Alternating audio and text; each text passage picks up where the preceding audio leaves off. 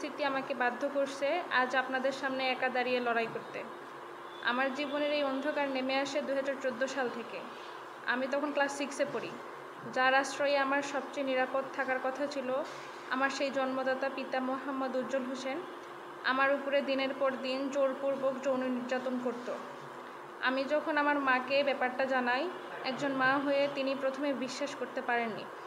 আর এই সুযোগে মা আর আমার ছোট বোনটা স্কুলে চলে গেলেই ফাঁকা বাড়িতে সে আমাকে আমার সর্বনাশ করত।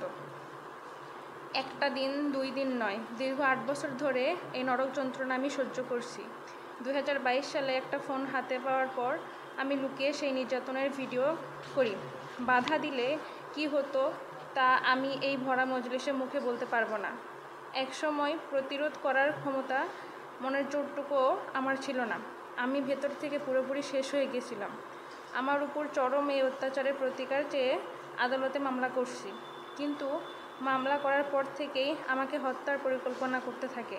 সে সাথে বাবার অপরাধ চাপা দিতে আর আমাদের সম্পত্তি লুটে পুটে খেতে শুরু হয় আরেক ষড়যন্ত্র। গত বছর আমার মা আর বোন হঠাৎ করে নিখোঁজ হয়ে যায়।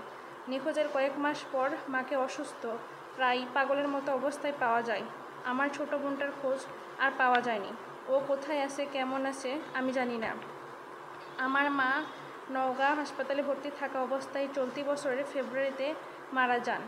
আমার মা একজন স্কুল টিচার ছিলেন, একজন মুক্তিযোদ্ধার সন্তান ছিলেন, অথচ সেই মাকে বেওয়ারিশ লাশ হিসেবে দাফন করা হয়েছে। কারণ আমাকে সম্পত্তি থেকে আমার মামারা বঞ্চিত করার জন্য এই কাজ করছে। কারণ আমার বাবা আর মামারা সম্পত্তি দখলের লোভ আমার মায়ের লাশটা পর্যন্ত গ্রহণ করেনি। আপনারা বলুন, একজন মুক্তিযোদ্ধার মেয়ের কপালে কি এটা লেখা ছিল? আমি নিশ্চিত আমার মা আর বোনের এই পরিণতির পেছনে ওরাই দায়ী। মা মারা যাওয়ার পর আমি এই দুনিয়ায় একা হয়ে যাই। বাবার হত্যার হুমকি, মামাদের ষড়যন্ত্র। এই অবস্থায় মাথা গোজার একটা ঠাঁই খুঁজতে আমি মার্চ মাসে থেকে চকদেব নুনিয়াপাড়ার একটা বাসা ভাড়া নিই। বাড়ির মালিক ফরিদ হোসেন, তিনি থাকেন রংপুরে। বাসার সার্বিক দেখভাল করে তার ভাগিনা ইদ্রিস আলী। তার সাথে কথা বলে আমাকে বাসাটা ভাড়া দিই। কিন্তু এই লোকটা আমার একাকিত্বের সুযোগ নিয়ে আমাকে কুপ্রস্তাব দিই।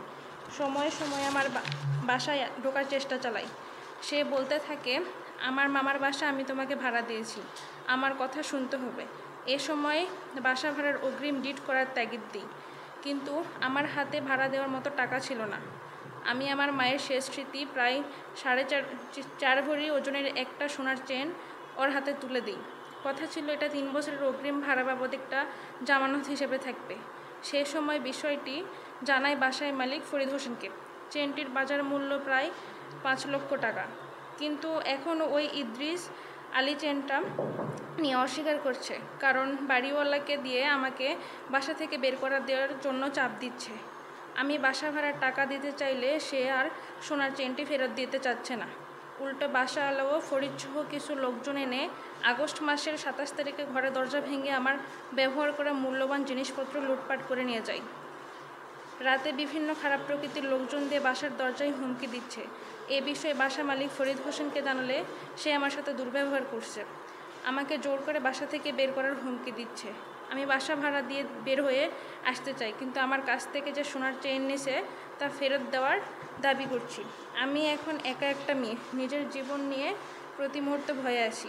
প্রিয় সাংবাদিক ভাইয়েরা, আমার প্রতি এই অবিচারের বিচার সে সাথে আমার কাছ থেকে মূল্যবান জিনিসপত্র লুটপাট করে নিয়ে যায়। রাতে বিভিন্ন খারাপ প্রকৃতির লোকজন দিয়ে বাসার দরজায় হুমকি দিচ্ছে। এ বিষয়ে বাসা মালিক ফরিদ হোসেনকে জানালে সে আমার সাথে দুর্ব্যবহার করছে।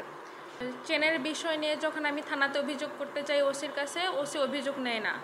এরপর যখন বারবার আমি জোর করতেছিলাম যে আমাকে এটা ফেরত দেওয়ার ব্যবস্থা করে দেন যেভাবেই হোক, তখন উনি বলতেছে আচ্ছা ঠিক আছে, তুমি তাহলে মামলা দাও। তো আমি মামলা লিখে নিয়ে ওনার কাছে গেলাম।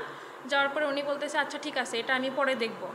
দেখে এইটুকু বলে উনি রেখে দিছে। এরপর আর মামলাটাও নেয়নি, অভিযোগও নেয়নি।